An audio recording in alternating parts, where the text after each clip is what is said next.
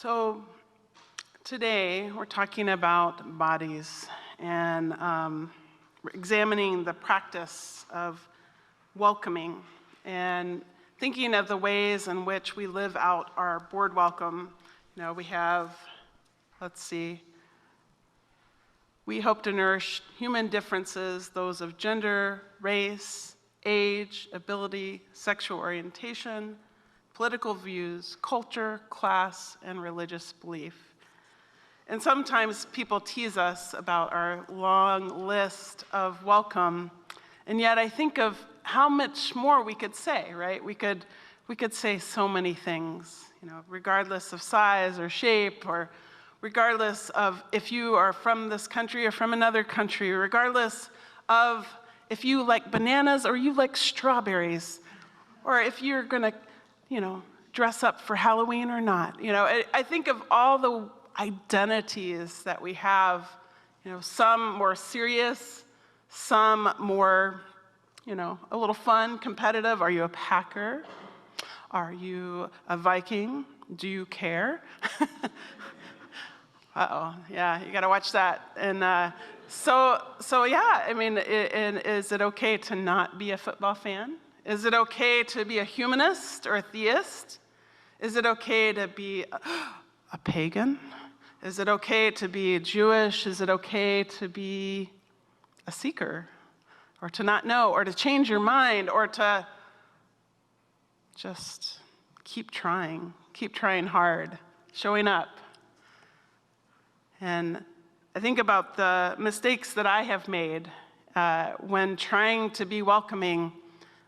Over the years, I walked up to somebody's friend who was of Asian descent, and I said, "Where are you from?"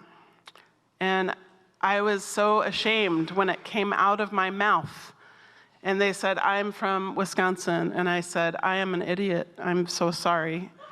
And I had thought that they might be an exchange student, and that was my mistake, and that was my internalized racism, or my internalized thoughts about identity. So when we think about people who walk into our doors, what does a UU look like? What if they have a big cross on their chest or a big symbol of religious kind? Do we care? I hope not. Are we excited that they're in our doors? I hope not. I walked up to a row of people sometime. I've been here 13 years, so I have a long memory of all the mistakes that I've made. And do I have to forgive myself? Yes. And do I need to do better always? Yes. So there was a row of people sitting here, and I said, "Hey, ladies." No. One of the people said, "I'm not a lady. I identify as male." And I was like, "Okay, don't say, 'Hey, ladies.'" And I apologized. I said, "I'm really sorry." I said, "I should have just said, 'Hi, welcome. I'm so glad you're here.'" And so I learned. And when my child came out as non-binary, my first response was, "But I just always thought you were gay." And they were like, "What?" and I thought I was the most welcoming, most understanding parent in the world. And did I mourn? I did, because it was a change. And did I learn quickly to love and adjust and change my gender pronouns? Yes, I did. And so when they come in the door, I say, "They came in the door." And did I, even when I go back and I say, "They were born," instead of their original gender. And so we keep learning. And is this going to go on until I'm 85, 95? Hopefully I live to be that long. Yes. Will we learn to embrace that we are human and make mistakes? Yes. And so when my child is here and someone comes up to them and uses the wrong pronoun, they don't go, "I can't believe you. How dare you call me that?" They say, "Actually, I go by they, them." And then people go, "Oh, okay." And so, I think welcome goes both ways. We are learning, and we are constantly trying to do better. This year, I had someone come into my office and they have a disability, there was no friendly seating for them. They said, I can't sit in here. There's no chair that I can sit in. And I was mortified that I had invited them to a meeting in my office and there was nowhere for them to sit. So I bought a chair that would work for people who come in my office. And so it's like we keep trying and we keep just trying to do better. Even the most, aware that we can be, we're going to put our foot in our mouth and we're going to make mistakes.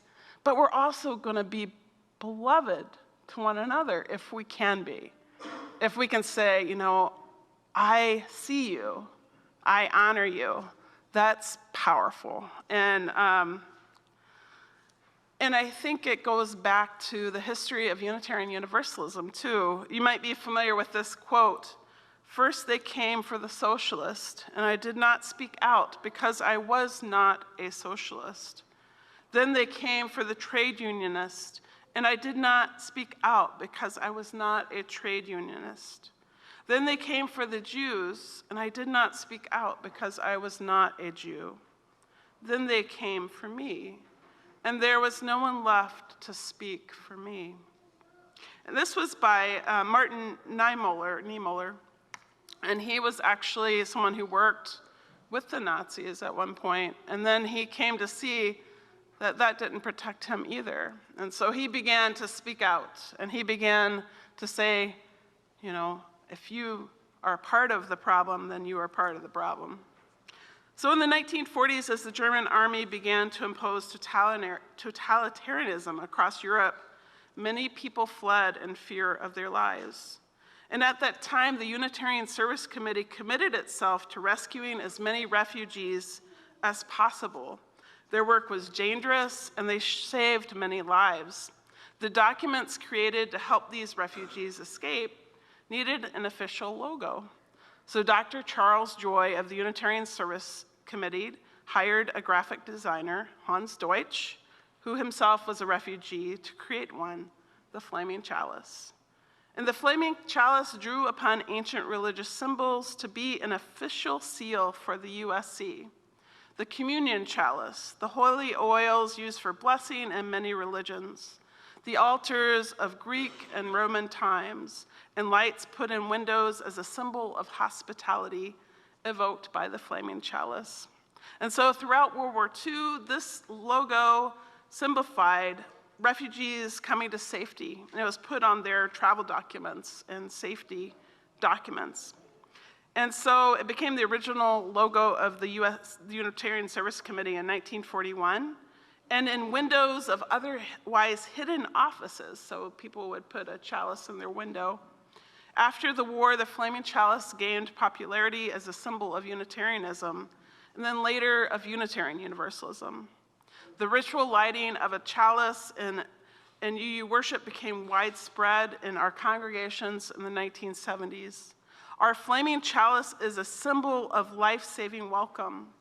Where it burns, its light beckons us to live up to our shared principles of liberal religion. And so right now, there's a group that is working with refugees from our congregation. We're working with, is it the World Service Committee? What's the name of the? World Relief. And in our own county, people have tried to make it criminal to be a refugee and make it hard to be a refugee. And what is our country made of but refugees? And what is our, I think about what is the thing that we're supposed to do? We're supposed to love our neighbor as ourselves. We're supposed to help those that need help. And so when we create an other, or if in our mind we have an idea of who someone is, I challenge all of us to think about that. Like, what is it that we see when we see somebody? Do we see an idea? Like when we think of, let's say, an opposing political view, we say, oh, they're stupid, they're evil, they're wrong. Their actions might be stupid, evil, and wrong in your head, But this is a person. This is a neighbor. Yeah, that can be hard when people believe things that are so opposed to what we believe, or so harmful. And when this guy Martin Niemöller started speaking out, that was dangerous. Doesn't mean we don't call people out and say, hey, what you're doing is wrong, but trying to call people to their basic humanity, that inherent worth and dignity, our history of universalism, that everybody has worth and dignity. Our congregation got certified as a welcoming congregation for LGBTQ plus persons in 2003. And that means that we did a lot of study, a lot of classes, and more recently we did a lot of things around pronouns, right? And learning about gender and sexuality and things that are constantly changing. And this is from a trainer named Alex from the UUA and the Welcoming Congregation programs. I want to let you in on a little secret. When congregations first go through the Welcoming Congregation program, they focus on those people out there. They talk about welcome as if we need to do something for them. But here's the secret. Being a welcoming congregation isn't about them, it's about us. It's about what our definition of us is. And it's about what we're willing to do to expand that definition. When we say we, what do we mean? As Unitarian Universalists in general, or as people who are part of this congregation in particular, when we say us, who comes to mind? What sort of people are we? What are the unspoken assumptions about who we are, and more importantly, who we aren't? How old are we? Where did we grow up? How much education have we had? What sort of jobs do we work? How much money do we have? How able are our bodies and minds? How did we vote in November? What do we think about God? Every community has unspoken answers to these questions and 100 more. Every community has a definition of us and we that dictates the boundaries of the circles of belonging. Somewhere there's a line that is drawn and we are inside of it and they are not. And what happens is that we communicate our definition of us in 1,000 conscious and unconscious ways. There is an image that we might have about who is a UU, what welcome looks like in our space. We try hard to be welcoming. Look at our long list of board welcome, every single thing. And yet, there's always more to learn. And so I remember one time I was a preschool teacher, and when I first got a job out of college, I worked at Ford Motor Credit, and I hated it. I had to repo people's cars, and you want to talk about an us versus them. That was the worst job I could have had right out of college. It just broke my heart. And so I took, at the time, I didn't have much responsibility. So I took a big pay cut and worked at an Episcopal preschool. And I went by Miss Julie. And I was a little preschool teacher for 2-year-olds at this little private Episcopal place. And this older mother came in, and I said, oh, look, I love when a grandmother brings her child to I was so mortified. And she looked at me and she said, I'm the mother. And I just wanted to fall in the ground.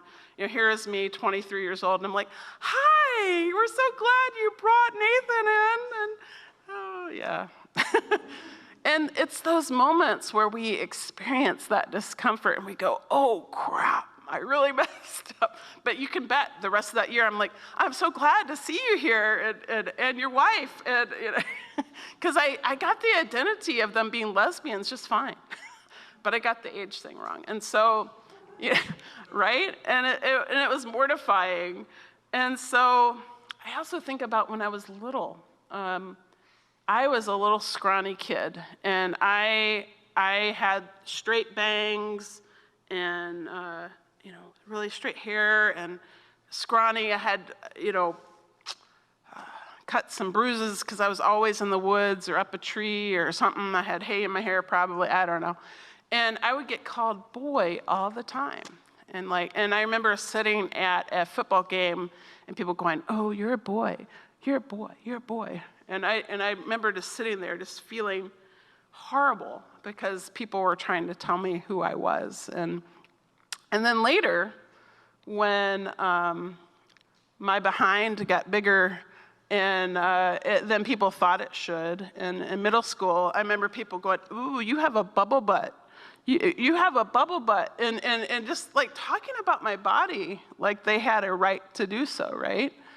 And I think many people experience this, unfortunately, in our society. And so when we talk about people's bodies, most of us are not going to sit there and call people, a bubble butt, hopefully. But even casual conversations like, "Oh, I just really like your hair better when it's cut short. You should really just keep your hair short because it complements your face. You have such a square face, When you have your hair like this, it makes you look a little bigger." No, don't do that. It's like the assumptions we make, like when we talk about, "Oh my God, I feel so fat. I am so fat. So fat. I gained 2 pounds." And when we're saying this beside people who probably are bigger than 2 pounds than that person, or the other way, or like, "Oh, I'm so skinny. I hate being skinny. I wish I had curves like you." And I think it's normal for us to have wishes, but when we say things about our bodies or other people's bodies, being aware of our audience is super helpful. When we make assumptions about gender, like I've heard someone talk to a non-binary person and say, "But you're so much more handsome as a man." Wah, wah, wah, no. No. And it's, sometimes things just fall out of our mouth, like some of the things that I told you. And we go, and then instead of doing better, we just keep digging. So what is welcome? I think welcome is knowing that people know your name. People know who you are. And when people come into our doors and we say, "Welcome," it's a chance to get to know, like say, "Hi, how are you?" And then on our name tags, we have people have a chance, if they want to, they can put the pronouns, or that, say dinner, like Deb Gegenbach said, "I don't have certain pronouns, but call me for dinner." And so sacred worth, people ask, what does that mean?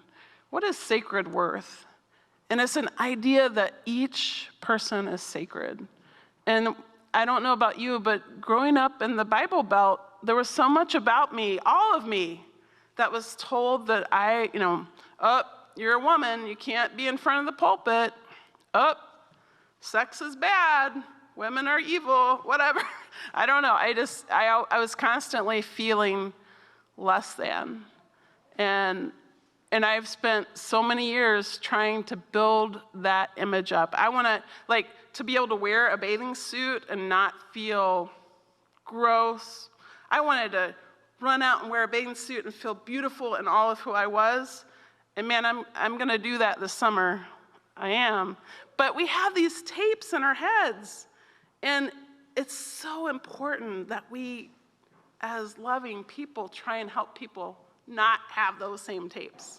That we tell people, "You are beautiful." How can anyone tell you anything other than you're beautiful? And when people come to me for a fifth step, who are in recovery, and they tell me all the things that they want to let go to their higher power or to a sacred person, and then they look at me and they say, "How can I be worth anything?" And I tell them what I think. I tell them, because you are beautiful and we're human, and look at what you're doing. Look at you finding truth. And if we can be welcoming in our everyday life and as a congregation, I just we'll think about how is our seating? You know, we have some comfy chairs in the back. We have some pews that are kind of hard. You know, do we have seating that fits everybody? You know, just like we think about, like, we have a ramp that we can use. We have assist doors on our bathroom. We have an elevator. And, you know, just constantly trying to think about how can we welcome people into our space. So Alex mentioned earlier, that was the person who was talking about welcoming. And I want to close with words about that. They said, "For me, the purpose of spiritual community is not to be comfortable. The purpose of spiritual community is to build relationships that are strong enough to hold us when things are hard. The purpose of spiritual community is to practice together what it would be like to build more and more relationships like that until all of humanity is together. The Welcoming Congregation program is a way to practice this. The first generation of the program was focused on sexual orientation so that we could build skills and practices to help build us up from there. But we can keep on going.